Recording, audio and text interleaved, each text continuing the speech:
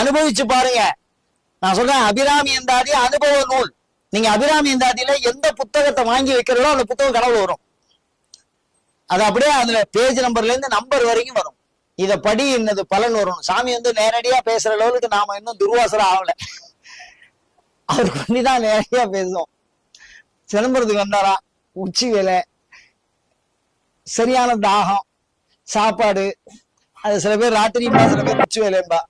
இனி வயிற்ற பசிக்கிறது, என்னமோ அன்னம்பாளிக்கும் தில்லை சிற்றம்பலங்கிற இது நல்லா இருக்குமா அந்த ஊரு அப்படின்னு கை தோ வந்துட்டா அப்படின்னாலாம். கையை சாபம் விடுறது, கையை தூங்குறதுக்கு முன்னாடி தோ வந்துட்டா அப்படின்னாலாம். சோத்துக்கு ஏட வந்தாலும் அம்பாள் கையில அந்த சாதம் போடுற வட்டோட வந்தால் சாட்சாத் சிவகாம சுந்தரி. அந்த அளவுக்கு பேர் போனவர், அந்த அளவுக்கு பக்தி வாய்ந்தவர் கோதப்பட்டார்கள்.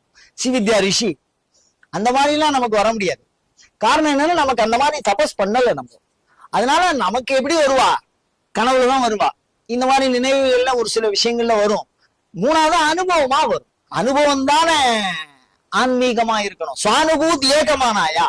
மானம்னா அளவு, ஆன்மீகத்தின் அளவு என்ன? அனுபவம் மட்டுமே ஆன்மீகத்தின் அளவு. அனுபவத்துக்கு வந்தாலும் அது கரெக்ட்.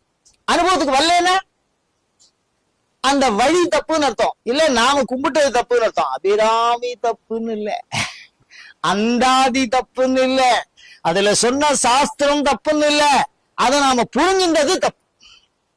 நம்மளுடைய பிரயோகம் தப்பா இருக்குமே தவிர அவா சொல்ற வாக்கு எந்த காலத்திலையும் மாறாது. அதை நீங்க உறுதியா எடுத்துங்கோ. அந்த மாதிரி ஒரு தெளிவான பாதையில நமக்கு அவர் சொல்லி கொடுத்திருக்காரு.